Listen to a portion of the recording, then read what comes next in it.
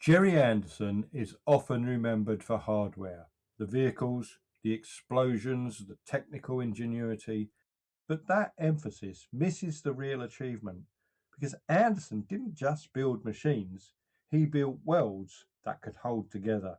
Worlds with rules, systems, and structures that persisted beyond any single story. Worlds that behaved as if they existed independently of the episode you were watching. That may seem obvious now, but in the context of television at the time, it was not. And once that change is in place, everything else that follows, the futures he imagines, the systems he builds, and the limits those systems reach, becomes possible. Early television drama was largely disposable. Stories reset, characters returned to a baseline. Continuity was minimal and often actively discouraged. The priority was clarity, not coherence, immediacy, not endurance. Anderson's work runs against that grain. Across multiple series, he builds worlds that behave consistently, even when the stories are fantastical. Vehicles belong to organizations. Missions follow internal logic. Technologies imply infrastructure. Decisions have consequences that shape future episodes. This is not realism, it is durability. And durability is the key to understanding what Anderson actually changed. Before Anderson, most British television treated setting as neutral space, a police station, a spaceship, a village, a household. These were backdrops, not systems. They existed to host the plot of the week, then reset. The world itself did not accumulate meaning. Even in science fiction, the future was often symbolic rather than operational. Rockets represented progress, aliens represented fear, laboratories represented modernity. But how those elements related to one another rarely mattered beyond the immediate story. What Anderson introduced was a different assumption. If a world exists, it must function. That function does not need to be realistic, but it must be consistent. And once consistency exists, continuity follows naturally. This is where Anderson's work quietly diverges from almost everything around it. One of Anderson's most distinctive instincts was to build worlds around institutions, not protagonists. His series are rarely centered on a single heroic figure whose psychology drives events. Instead, they revolve around teams, command structures, and operational hierarchies. By anchoring drama in organizations, Anderson forces the world itself to become coherent. This is crucial. An organization cannot function without consistency, and that requirement forces the world around it to become coherent. Vehicles are not just cool machines, they belong to departments. Missions are not just adventures, they are assignments. An authority is procedural rather than personal. This organizational thinking is what allows his worlds to persist.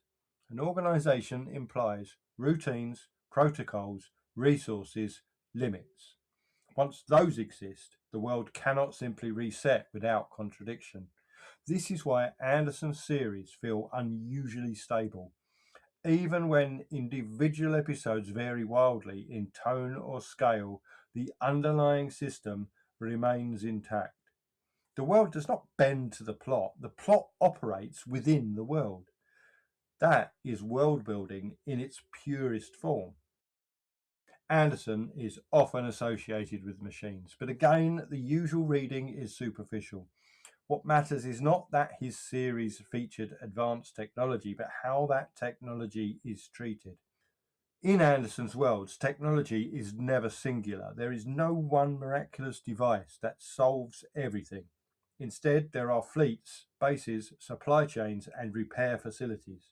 Vehicles break, resources are finite, missions fail. This implies infrastructure. Infrastructure is what turns imagination into a world. A single spaceship is a fantasy. A fleet with maintenance schedules is a system. And once a system exists, it demands internal logic. This is why Anderson's futures feel inhabited rather than imagined. They behave as if people have been living in them for years, before the camera arrived. That sense of pre-existence is the hallmark of successful world building. And it is something Anderson achieves repeatedly, often with very limited budgets. And it is important to be precise here. Gerry Anderson is not important because he maintained continuity in the modern fan sense, not because he tracked serialized plot details or rewarded obsessive viewing. His continuity is structural, not granular. The rules of the world remain consistent even when stories vary.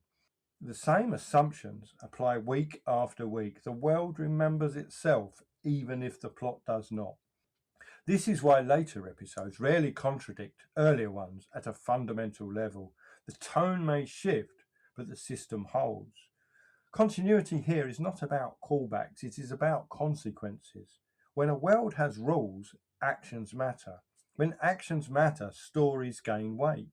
This is something television had rarely attempted on a sustained basis before Anderson.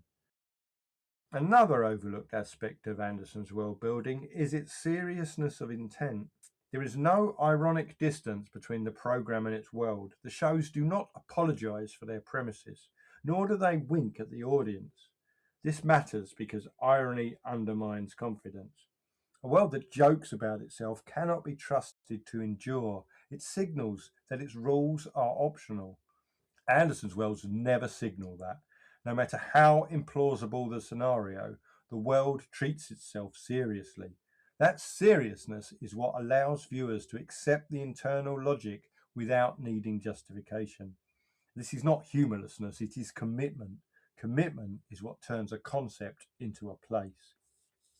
Perhaps the clearest evidence that Gerry Anderson was thinking in world-building terms is how his series are structured for continuation.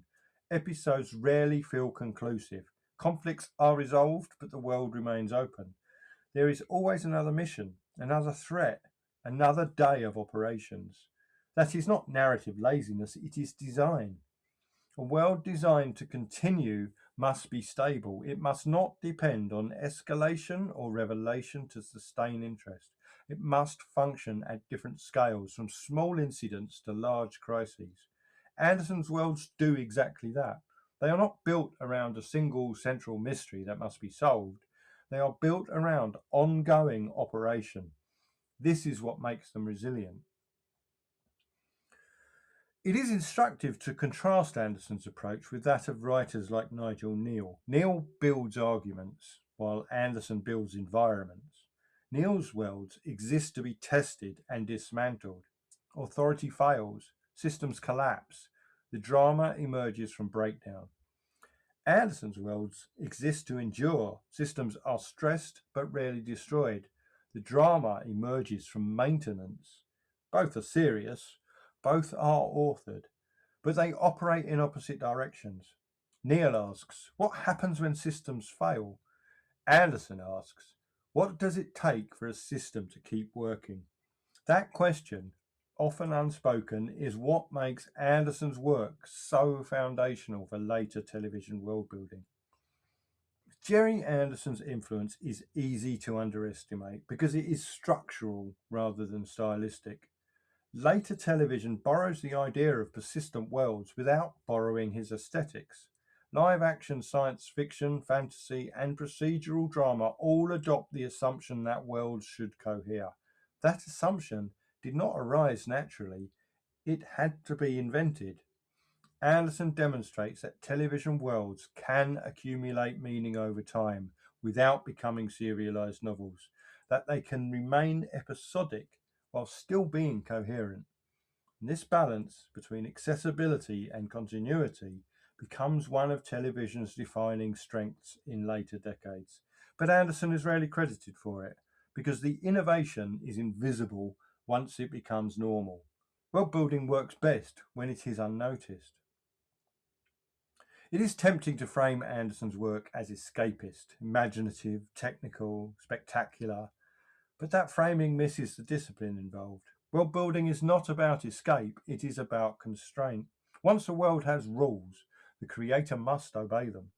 Imagination becomes engineering rather than improvisation. Anderson accepts that discipline.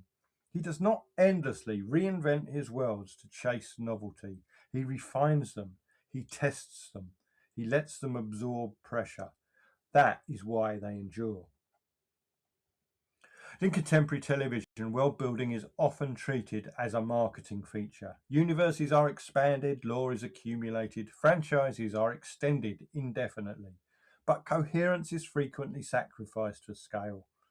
Anderson's work offers a different lesson.